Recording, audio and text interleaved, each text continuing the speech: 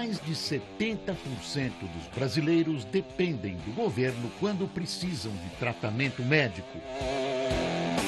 Saúde pública que cada vez mais inspira cuidados. Cenas lamentáveis em hospitais públicos são exibidas à exaustão. Uma das causas é a má distribuição e a falta de médicos. Profissionais que se negaram em atuar em cidades do interior do país e que levaram o governo a buscar um remédio importado para cuidar dos nossos doentes. Quando não houver a disponibilidade de médicos brasileiros, contrataremos profissionais estrangeiros para trabalhar com exclusividade no Sistema Único de Saúde. O programa Mais Médicos oferece salários de R$10 mil e pretende cobrir 15.460 vagas dos municípios brasileiros. Mas o número de inscritos atingiu apenas 11% desse total. O governo decidiu então apelar a Cuba e receberá 4 mil médicos da ilha caribenha. Centenas já desembarcaram no país e começaram um treinamento que deve durar 3 semanas. O programa de saúde do Brasil é parecido ao programa de médico de família de Cuba. Segundo o Ministério da Saúde, qualquer um desses médicos pode ser desclassificado se for reprovado nas avaliações. Representantes da classe médica condenam a vinda dos estrangeiros. Eles alegam que os profissionais deveriam fazer o exame de revalidação dos diplomas obtidos no exterior. Não sei se esses médicos são efetivamente médicos. Essas medidas são a solução para os problemas do maior sistema de saúde pública do planeta? Será que apenas 2% do PIB investidos na saúde são o suficiente? Para falar sobre os desafios em atender milhões de brasileiros, sobre o programa Mais Médicos e também das condições de trabalho que os profissionais estrangeiros encontrarão nos municípios, o Canal Livre recebe o ministro da Saúde, Alexandre Padilha.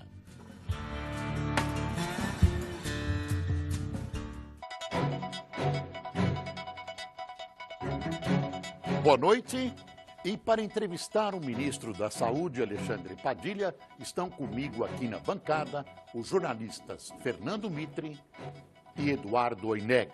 Ministro, prazer em recebê-lo no Canal Livre. E o assunto predominante destes dias é a importação de médicos. Eu gostaria de saber, inicialmente, se o governo está preparado para uma possível, uma provável condenação desse acordo com Cuba na Justiça. Há reações na Justiça, o Ministério Público do Trabalho se mostrou contra, e eu queria saber se o governo está preparado para reagir a isso, para administrar isso, já que os médicos, alguns estão aí e outros vão chegar. Em primeiro lugar, viu, Boris? Boa noite a todos. Nós temos muita segurança jurídica sobre todo o programa, não só na parte de atração de médicos de outros países, para esse programa de formação, especialização, atender a população que não tem médicos, mas todos os passos. Inclusive, nós temos ganhado todas as ações judiciais até esse momento. Todas as contestações foram feitas, foram derrotadas na justiça, até porque nós não só fomos ver a experiência de outros países, mas também vimos o que aconteceu quando o Brasil, no final dos anos 90, do governo Fernando Henrique Cardoso ainda, teve a experiência de buscar trazer médicos de outros países, como de Cuba. Nós fomos ver também os detalhes que não foram feitos naquele momento, que agora garantem a segurança jurídica. Outra coisa em relação ao Ministério Público do Trabalho, a todos os outros. Nós estamos tomando a iniciativa de apresentar o programa a todos eles, não só ao Ministério Público Federal, Tribunal de Contas, o Ministério Público do Trabalho. Para nós é muito importante, inclusive, que esses órgãos acompanhem o programa. Para nós é um prazer que o Ministério Público do Trabalho venha acompanhar o programa do começo ao fim, visitar as unidades junto conosco, até porque a gente não pode permitir uma certa banalização do termo trabalho escravo, que começou a aparecer num certo início do debate. Então, a participação do Ministério Público do Trabalho é importante para isso também. O Brasil é reconhecido como um dos países que lutam contra o trabalho escravo. Que não há trabalho escravo, evidentemente não há. Isso é uma forma política de atacar o Mais Médicos. Mas há coisas estranhas. Por exemplo, o advogado-geral da União, o doutor Adams, fez uma manifestação, na minha opinião, totalmente absurda, dizendo que se os médicos cubanos que vêm de um regime ditatorial pedirem asilo político, refúgio no Brasil, eles serão devolvidos a Cuba. Isso é uma coisa estranhíssima. O senhor concorda com as afirmações dele? Não, o que o advogado-geral da União Adams falou em relação ao programa, né? Não só os médicos cubanos, mas o médico espanhol que está aqui, o português, o argentino, de qualquer outro país, tem médicos russos, mais de 50 países estão participando do programa, ele recebe um visto vinculado ao programa, ou seja, ele vem trabalhar de forma exclusiva ao SUS, na periferia da grande cidade, no município do interior. Ele tem autorização para exercer a medicina sob supervisão nesse programa e o visto de permanência no Brasil também. Se ele cometer algum ato contra o programa, não cumprir carga horária, não atender bem a população, algo que seja questionado pela própria supervisão do programa, ele pode ser desligado do programa e ele perde esse visto. Mas asilo político é outra coisa. Aí é outra coisa, aí é certamente outra coisa. Eu queria saber se o senhor concorda com ele de que esses médicos seriam devolvidos a Cuba nessa eventualidade. Não, se a questão for vinculado ao programa, ou seja, desligados do programa por não cumprir carga horária ou a questão médica, aí certamente o julgamento em função de não estarem atendendo ao que o programa estabelece. Aí qualquer profissional perde o visto, porque nós só queremos esses médicos aqui para atender a nossa população. Perder o visto é possível, mas ser devolvido a Cuba é outra coisa. Certamente se for um outro tema, né, de uma outra hipótese que você está falando, de qualquer solicitação, não só de cubanos, mas de qualquer outro país, solicitação de permanência no Brasil por questões políticas, aí ser julgado, né, ser avaliado em função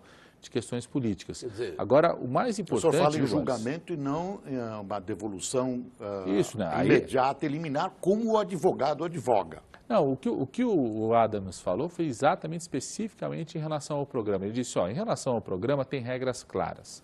Porque o grande objetivo nosso, o que nos move é trazer médicos para milhões de brasileiros que vivem em municípios que não têm médicos, ou em bairros, às vezes da periferia da grande São Paulo, que não tem profissional médico. A pessoa vai lá, vai na unidade de saúde, ela até vê o técnico de enfermagem, vê o enfermeiro, vê a unidade pronta, mas sem o profissional médico para atender no dia a dia. Então é isso que nos move, essa grande preocupação do governo e do Ministério da Saúde, né? Então quando ele falou isso, certamente falou em relação à atuação no programa. E qualquer pedido de asilo político, aí eu tenho a avaliação específica da condição de pedido de asilo político. Mas ele não esclareceu se falava em relação ao programa. Falava, na verdade, aqui entre nós, genericamente. Eu acho que ele pisou no tomate. É que nós estamos muito movidos, viu, Boris, com esse esforço de levar médicos para o conjunto da população. É isso que nos move. Nós estamos pensando nas pessoas que não têm médicos lá na cidade do Rio. São mais de 700 municípios brasileiros que não tem sequer um médico morando lá no município. Outro dia, estava falando com os diretores de Santas Casas, o esforço, a preocupação que é do diretor de Santa Casa quando no Natal ele teria 5 médicos para estar no plantão do Natal e falta um médico. A preocupação que ele tem para recompor a escala de plantão. Eu falei para eles, imagine um secretário municipal, um coordenador de atenção básica, um prefeito, que não é só no Natal, do dia 1º de janeiro até o dia 31 de dezembro, ao longo de todo o ano, ele não tem um médico morando naquele município. É exatamente então, isso, ministro. É isso que nos move, viu, Boris? A pergunta que eu quero fazer é essa, parte desse princípio. Não dá para ser contra a ideia de colocar médico onde não tem médico. Isso é em si uma boa ideia. A minha pergunta é, esse médico que vai, por exemplo, para o Nordeste, para o interior de um estado do Nordeste, onde não tem médico e, portanto, não tem estrutura nenhuma, o que se pode esperar desse médico cubano lá, numa pequena cidade, onde talvez nem tenha uma farmácia? O primeiro atendimento, como é que seria feito? Qual a expectativa do Ministério? A expectativa é fortalecermos a atenção básica em saúde, Mitre. É muito importante a gente mudar a mentalidade que existe no Sistema Único de Saúde e achar que saúde só se faz dentro do hospital, que o médico só pode atender se ele tiver um equipamento entre ele e o paciente, tem que pedir a tomografia a todo momento. A Organização Mundial de Saúde estabelece que 80% dos problemas de saúde podem ser resolvidos numa atenção básica de saúde, na unidade de saúde lá no bairro, na comunidade, bem consolidada. E a presença do médico faz a diferença nessa unidade. É importante, Vilmir, saber, em primeiro lugar, esse médico não vai ficar sozinho. Ele vai para municípios. Alguma estrutura tem que ter ali. Ele vai para municípios, os municípios que aderiram ao programa, eles mostraram a unidade de saúde para onde vai esse médico. Segundo, o município obrigatoriamente tinha que ter pego o recurso do Ministério da Saúde num programa de reforma, ampliação e construção das unidades. 100% dos municípios para onde está indo esse médico, ou já fez obra de construção de unidade de base de saúde, de ampliação e de reforma, ou está concluindo essas novas obras. Ou seja, 100% já investiu na infraestrutura antes. Ele vai compor uma equipe, ele não vai ficar sozinho lá. Vai estar ele, tem enfermeiros que já são de lá, técnicos de enfermagem, os agentes de saúde, conjunto profissionais. Esse médico só vai para onde tem uma equipe já formada, que é cadastrada, acompanhada pelo Ministério da Saúde. Agora eu posso te dizer, viu, Mitri, um médico faz a diferença quando está perto do paciente, da comunidade, de qualquer situação. Eu falo da minha experiência pessoal. Claro. Eu sou daqui de São Paulo, vocês sabem, me formei na Unicamp, fiz residência na Universidade de São Paulo, tinha passado num concurso de assistente do Hospital das Clínicas e naquele momento nós tomamos uma decisão no nosso departamento de que eu ia montar um núcleo da USP no interior da região amazônica.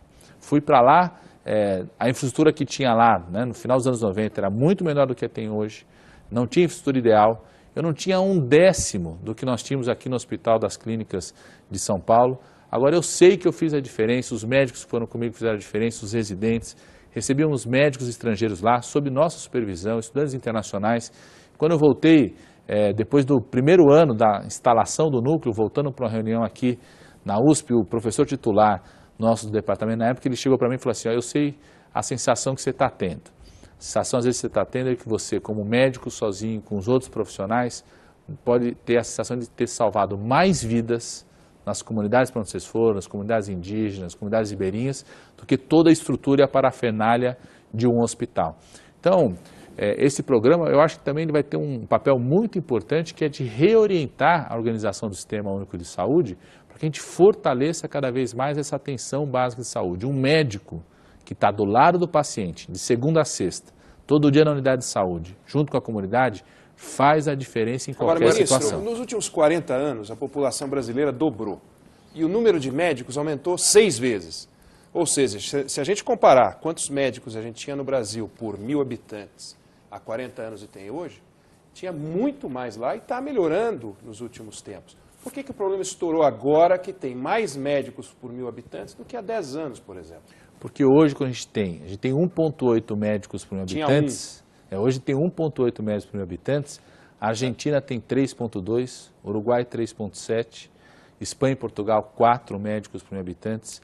Nos últimos 10 anos, nós geramos 146 mil primeiros empregos formais de médicos, ou seja, primeiro emprego formal, carteira assinada, CLT, regime jurídico. Não estou contando o que tem de pagamento de plantão, contrato de cooperativa, outras formas de contratação profissional médico. 146 mil empregos e formamos 93 mil médicos, ou seja, a nossa população envelhece cada vez mais, a demanda para o profissional médico é cada vez maior, nós estamos muito atrás de outros países, estou comparando aqui com a Argentina e o Uruguai. Nos últimos 10 anos, nós reduzimos pela metade a mortalidade infantil. Essa criança que felizmente não morre mais, porque nós reduzimos pela metade a mortalidade infantil, hoje ela precisa do pediatra. Nos últimos 10 anos, nós reduzimos em 42% a mortalidade cardiovascular no nosso país. Essa pessoa que não morre mais, por causa do SAMU, por causa da atenção primária, porque pega o remédio de graça na farmácia popular hoje, para hipertensão, para diabetes, não morre mais, ela precisa de mais cuidados, ela precisa de cuidado de UTI, vai precisar de reabilitação, ou seja, a demanda pelo profissional médico é cada vez maior. Por isso a gente precisa agir hoje. O Programa Mais Médicos ele tem medidas emergenciais, que essa chamada, em primeiro lugar, do médico brasileiro, a prioridade é o médico brasileiro, só vamos chamar médicos de fora para as vagas não ocupadas por médicos brasileiros, mas tem medidas estruturantes, que é que o Brasil, nos próximos anos, tenha uma composição em número de médicos no nosso país melhor. Então, nós vamos abrir 11 mil vagas de medicina, abrir 12 mil vagas de residência médica, que é a formação de especialista. Nós queremos que todo médico formado no Brasil tenha a oportunidade de fazer uma especialidade, pediatria, câncer. Para o Rincão, porque se a gente pegar, por exemplo, Recife tem mais de 6 médicos por 1.000 habitantes, mas o interior de Pernambuco tem muito pouco. Belém tem uma concentração de médicos bastante razoável, mas o interior do Pará tem muito pouco. Não é só o estímulo econômico, Porque ele tem o shopping, ele casa e vai com a mulher ao teatro, ele tem o restaurante. Então ele tem um estímulo não econômico, ele tem que criar os filhos, ele quer uma boa escola para os filhos dele. Por que ele vai para uma cidadezinha pequenina só para ganhar mais dinheiro? Qual é o estímulo não econômico que o senhor acha que é possível dar para estimular esse médico aí para o interior? Quando eu saí de São Paulo e fui para Santarém, no interior do Pará, Altamira, toda a região oeste do Pará, muitos colegas meus, amigos, estavam saindo do concurso de assistente, vinham me perguntar, o que aconteceu, né? Um pouco a sua visão. O que foi? Brigou com a mulher, brigou com a namorada, vai pagar promessa, né? Porque o perfil do estudante que entra na escola médica hoje é exatamente esse, é um perfil de quem sempre viveu na região urbana, convive com shopping center, com cinema, o parceiro, a parceira, a mulher, a esposa, né, tem essa expectativa também. Por isso que uma das ações muito importantes do Mais Médicos é você ampliar as oportunidades do jovem do interior e da periferia das grandes cidades em fazer um curso de medicina. Você incluir cada vez mais esse perfil na escola médica brasileira, porque a chance de que essa pessoa que tem um convívio na área do interior, na periferia das grandes cidades, possa retornar para o local de origem é maior. Essa abertura das 11 mil vagas de curso de medicina, que é uma abertura planejada para você garantir qualidade na escola médica, a gente não quer só quantidade, queremos qualidade nessa formação, essa abertura é planejada para você interiorizar esse curso, levar mais para a região norte, nordeste do país, o interior. A nossa cidade de São Paulo, por exemplo, até 2011 não tinha uma vaga de curso de medicina na zona leste da cidade de São Paulo. Foi criado em 2011, o prefeito Fernando Haddad era ministro da Educação, já era ministro da Saúde, e criamos na Faculdade de Santa Marcelina as primeiras vagas de curso de medicina na zona leste da cidade de São Paulo. Você pega a cidade de Guarulhos, tem 1.300.000 habitantes, não tem uma vaga de curso de medicina. Então, uma das medidas estruturantes que a gente vai ter um efeito a médio prazo é você democratizar o acesso do curso de medicina. Só um dado, viu, Mitri, para vocês saberem. Hoje, 700 mil jovens prestam faculdade de medicina todo ano, para 16 a 17 mil vagas. Até 99 era 23 concorrentes para uma vaga no vestibular. Hoje é mais de 40 para um no Brasil inteiro. Nós precisamos democratizar o acesso. Agora, democratizar é necessário e é uma ideia em si positiva, mas é preciso também enfrentar o desafio da qualidade, né? O pouco que nós temos já tem problema de qualidade. Ampliar isso aí, é claro, o número de faculdades que foi criado no Brasil nesses últimos 30 anos é um negócio que beira a irresponsabilidade. Então é preciso compatibilizar a quantidade com a qualidade. Como é que vai ser feito isso? Isso é um desafio Tem um hospital enorme. Escola para estudo. As claro, duas coisas, essa é a questão. e com muito rigor. Uma coisa que a medida provisória do programa Mais Médicos faz é exatamente mudar esse rito de abertura de escolas médicas. Ela estabelece claramente que você tem que ter parâmetros para poder abrir. Tem que ter hospital-escola, tem que ter leitos, 5 leitos por número de estudantes que vai entrar, tem que ter unidade básica de saúde, a rede de urgência e emergência tem que ser acessível a essa escola e tem uma mudança muito importante na forma de criar. Até essa medida provisória, como que era a forma da criação da Faculdade de Medicina? Alguém que quer criar uma Faculdade de Medicina faz um projeto e apresentava lá no Ministério da Educação, no Conselho Nacional de Saúde. Agora, nós mudamos esse rito através já de uma portaria do MEC da Saúde e com a medida provisória fica mais claro ainda que é o seguinte, cidade de Guarulhos tem 1.300.000 habitantes, tem leitos na cidade de Guarulhos o suficiente para criar, por exemplo, 100 vagas de curso de medicina. Vai abrir um processo licitatório, um processo aberto, um edital, chega e apresenta a melhor proposta, tanto econômica, qualidade, pedagógica, ou seja, um processo público para você criar as faculdades onde você mais precisa e com regras mais claras mesmo, porque isso é fundamental, né? As regras não faltam, né? O que falta é fiscalização e um certo rigor no acompanhamento da aplicação dessas regras. Agora, essas mudanças nas regras foram muito importantes com essa MP do Mais Médicos. Isso ajuda você a conter a proliferação de escolas sem qualidade. Aliás, essa é uma característica do Brasil. Quando você compara o Brasil com outros países do mundo, nós temos muitas escolas médicas, mas poucas vagas. O Brasil está entre os 5 países do mundo que tem maior número de escolas médicas. Ministro. Mas a gente tem 0,8 vagas por 10 mil habitantes. É metade do que tem em Portugal, 1/3 do que tem a Argentina. Ou seja, nós precisamos também, nas escolas que nós já temos, ampliar vagas com a estrutura que tem, na própria escola para ter mais qualidade na formação. Só para repetir, o que aumenta o desafio da qualidade.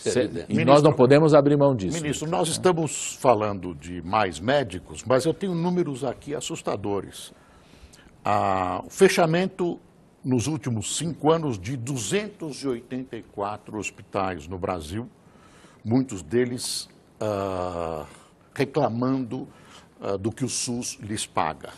Nos últimos 11 anos, 15% da queda no número de leitos hospitalares e também a queda da relação de leitos por 1.000 habitantes. Onde é que nós vamos parar? São duas coisas, viu, Boris? Primeiro, tinha muito leito que precisava fechar mesmo, e por isso foi fechado. Quando o ministro Adib Jatene era ministro da Saúde, ele sempre fala isso, a gente sempre conversando, você tinha 17 milhões de internações no SUS por ano. Hoje nós temos 12 milhões. Uma parte grande dessas internações ou eram manicômios psiquiátricos, que tinham que ter fechado e foram fechados, ou você reduziu uma parte grande dessas internações porque nós ampliamos a atenção primária em saúde. Só ao ampliarmos o calendário de vacinação, por exemplo, nós chegamos a reduzir em mais de 30% as internações pediátricas por doenças por pneumonia ou diarreia. Então não... E voltamos com o Canal Livre, que esta noite discute a saúde no Brasil com o ministro Alexandre Padilha. Oi, Neg. Ministro, o senhor respondia no bloco anterior que a presença dos médicos cubanos pode ser um estímulo para a gente ver a proximidade com a comunidade, estimular os médicos a terem mais carga horária e tal. Carga horária é uma palavra, é uma expressão importante. Os médicos têm horário para entrar e têm horário para sair. Agora, como é que a gente faz a avaliação da produtividade desses médicos? O que eles fazem nesse período de trabalho? A gente tem um sistema regular de observação, critérios, metas, estatísticas, para a gente poder cobrar os que não estão dentro dessas estatísticas, estimular, inclusive com recompensa financeira, os que estão indo melhor. Como é que está o que o senhor fez e o que o senhor pretende fazer para melhorar a produtividade dos médicos? Em 2011, nós lançamos um programa do Ministério da Saúde chamado Melhoria do Acesso e Qualidade. Inclusive, estava até revendo a última participação minha aqui no Canal Livre, foi exatamente na semana que a gente havia lançado esse programa, que ele estabelece exatamente isso. O Ministério da Saúde não gerencia as equipes de saúde, são os municípios, mas a gente repassa uma parte do recurso. Então, através desse programa, nós criamos um conjunto de indicadores que são acompanhados pelas universidades, parceiras do Ministério da Saúde, vão lá, visitam as unidades de saúde, tem um sistema informatizado que a equipe é obrigada a colocar os indicadores, atendimento de consulta, tempo de espera, como está acompanhando os hipertensos, os diabetes, qualidade do acompanhamento do pré-natal, por exemplo. E de acordo com o desempenho das equipes, o Ministério da Saúde pode dar 2 vezes mais o repasse para aquele município pela equipe de saúde que está participando. Uma coisa muito positiva é que todos os municípios que aderiram ao programa Mais Médicos já aderiram a esse programa de melhoria da qualidade, ou seja, eles já estão recebendo de acordo com o desempenho e sendo monitorados por essas universidades. Vai ser um ganho muito importante para a chegada desse médico, seja o brasileiro, seja o estrangeiro, ou seja o médico cubano que vem nessa parceria, já vai ter um processo de monitoramento pelas universidades. Mas o médico indicadores. Não recebe nenhuma recompensa. Esse é o recurso. Aí vários municípios criam, por exemplo, que eu sou um grande defensor disso, adicional de produtividade, de acordo com o desempenho. É um bônus de produtividade, um valor a mais por isso. Eu sou um grande defensor. Inclusive, criou um ambiente muito positivo dentro da cidade. Eles pegaram esse nosso recurso, Mitre, e estimulam a equipe dando um adicional de produtividade ou capacitação. Alguns fizeram o seguinte, não deram dinheiro, mas criaram programas de especialização, de capacitação, então estimula a carreira, o conhecimento desse profissional. Ministro, isso é fundamental, você tem que estimular a boa produtividade e o desempenho dessas equipes. Ministro, no último Canal Livre que o senhor esteve, né, o senhor me lembrou agora, eu perguntei ao senhor sobre a grande questão, o grande problema, que é a saúde pública perante os olhos da população. Era a maior queixa, era a saúde pública, e no item saúde pública a maior queixa era o primeiro atendimento. Parece que continua tudo do mesmo jeito. Hoje o senhor esteve aqui já faz 2 anos. 2 anos e não mudou nada. Avançamos muito, mas precisamos avançar muito ainda, Mitri. E eu acho que a população brasileira, quando ela faz a queixa sobre a saúde pública, qual que é a principal queixa que ela faz? É a qualidade do atendimento. É isso. Por isso que Principalmente o primeiro atendimento. Esse primeiro atendimento, a qualidade do atendimento, na urgência e emergência, ela reclama muito de falta de médico. Hoje todas as pesquisas mostram que falta de médico. Por isso que o presidente da República, os ministros não se dignam a usar os serviços do SUS? Eu acho que esse é um direito de cada um, tá certo, né, Boris? Eu não tenho plano de saúde. Eu não tinha, continuo não tendo, não tenho plano de saúde. Quando preciso, uso o Sistema Único de Saúde. E muita gente que tem plano de saúde, quando precisa, é o SUS que salva. O SAMU é o SUS, o atendimento do câncer em várias situações é o Sistema Único de Saúde. Só para você ter ideia, Boris, nos últimos 2 anos para cá, a gente... Eu tenho visto os ministros mais, e a presidente mais do Sírio-Libanês, e o próprio presidente Lula, mais do Sírio-Libanês. Eu sei disso, e o presidente Lula paga um plano de saúde há mais de 30 anos, a gente também tem que, não pode questionar uma pessoa que paga um plano de saúde há 30 anos, buscar o hospital que quiser quando fizer o atendimento. Inclusive, a gente tem que questionar quando não consegue ter acesso a esse hospital e tem que usar o Sistema Único de Saúde, né? O SUS que segura atendimento ao câncer no país, urgência e emergência, transplante é só no Sistema Único de Saúde, né? É verdade. Agora, eu acho que nós precisamos... mas a questão da queixa, por que não mudou nada? Quais foram as providências tomadas que não tiveram ainda efeito junto à população? Eu acho que uma questão fundamental é esse tema do profissional médico.